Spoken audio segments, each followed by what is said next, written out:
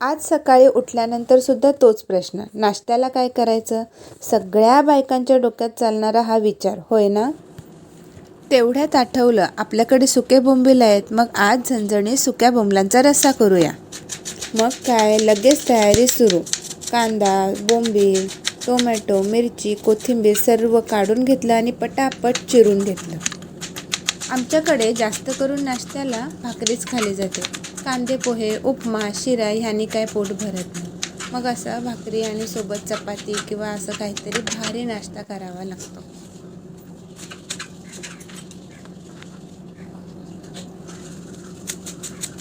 बाकीचं साहित्य झालं आहे माझं कापून. आता फक्त कोथिंबीर आणि बोंबील कापायचे बाकी आहे. बोंबलांचे पण मी छोटे छोटे तुकडे करून घेतले आणि त्यांना आपण गरम पाण्यात धुवणार आहोत. 2 ते 3 वेळा पाण्यामध्ये धुवायचे, कारण बोंबलाला एक्स्ट्राचा जो मीठ लागलेला असतो किंवा धूळ लागलेली असते ती निघून जाते. बटाट्याचं साल काढून मी बारीक फोडी करून घेतल्या. त्या पण आपण स्वच्छ पाण्यातून धुवून घेऊया. हे थोडंसं गरम कोमट पाणी आहे. त्यात मी बोंबील स्वच्छ धुवून घेते, बटाटाही स्वच्छ धुवून घेते. आता सर्व बोंबील आपण धुवून काढलेत. टोपामध्ये तेल गरम करून घेऊया. तेल छान असं गरम होऊन देऊया आणि गरम झाल्यानंतर त्याला झणझणीत फोडणी देऊया. सर्वात आधी मिरची आणि मग कांदा छान तेलात परतून घेऊया, अगदी नरम पडेपर्यंत.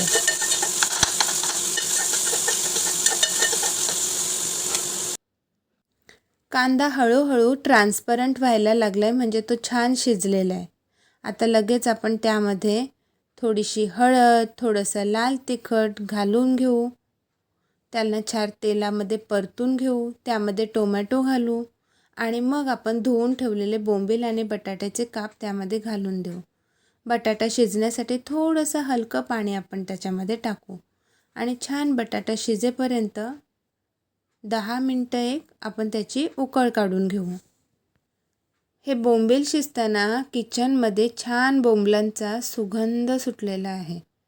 बटाटा शिजला, मी चेक केला आणि मग आता त्यावर मी भरपूर कोथिंबीर घालून देते आणि त्यामध्ये थोडं मीठ घालते चवीनुसार आणि सुक्या कैरीच्या फोडी घालते. सर्व मिक्स करते आणि फक्त 1 मिनटं याची वाफ काढून घेते का आपला बोंबलांचा रस्सा अगदी तयार आहे. लगेच आपण भाकरीसोबत खायला घेऊया. आता नाश्त्याचं तर झालं, जेवणाला काय करायचं तो विचार नंतर करू. तुम्हाला व्हिडिओ आवडली असेल तर लाईक करा, कमेंट करा आणि सबस्क्राईब करायला विसरू नका. Thanks for watching.